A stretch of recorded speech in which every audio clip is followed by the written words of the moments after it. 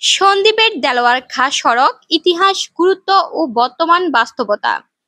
সন্দ্বীপের গুরুত্বপূর্ণ এক ঐতিহাসিক ও আধুনিক যোগাযোগ পথ হচ্ছে দেলোয়ার খাঁ সড়ক।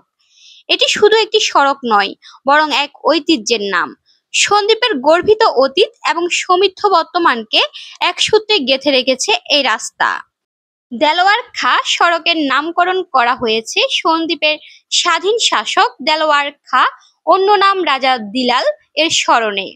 তিনি ১৭০০ শতকে প্রায় ৪৫ বছর ধরে সন্দ্বীপে স্বাধীনভাবে শাসন করেছিলেন। আরাকানাদের হাত থেকে সন্দ্বীপ রক্ষায় তিনি বিশেষ ভূমিকা রাখেন এবং স্থানীয় জনতার কাছে একজন বীর শাসক হিসাবে পরিচিতি লাভ করেন। তার শাসনামল ছিল শান্তিপূর্ণ এবং জনকল্যাণমুখী। দেলোয়ার খাঁ সড়ক বর্তমানে সন্দ্বীপ উপজেলার উত্তর ও দক্ষিণাঞ্চলের যোগাযোগের প্রধান মাধ্যম হিসেবে ব্যবহৃত হচ্ছে। এই সড়ক দিয়ে সন্দ্বীপের গাছুয়া, বাউরিয়া, সন্তোষপুর সহ বিভিন্ন এলাকাবাসী উপজেলা শহরে যাতায়াত করে। এছাড়া এই সড়কের পাশেই রয়েছে গুরুত্বপূর্ণ শিক্ষা প্রতিষ্ঠান ও বাজার, যা স্থানীয় অর্থনীতির জন্য অত্যন্ত গুরুত্বপূর্ণ।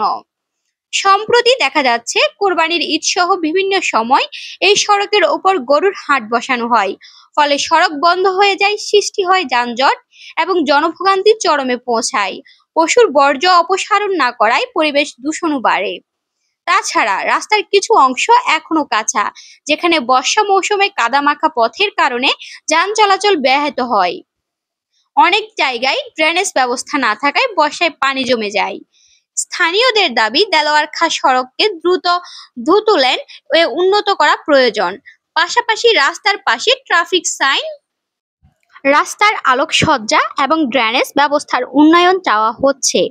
অনেকেই মনে করেন এই রাস্তার নাম শুধু ইতিহাস নয়, এটি সন্দ্বীপের আত্মপরিচয়ের প্রতীক। তাই রাস্তার রক্ষণাবেক্ষণ ও আধুনিকায়নের দায়িত্ব কর্তৃপক্ষের অবশ্য পালনীয় কর্তব্য।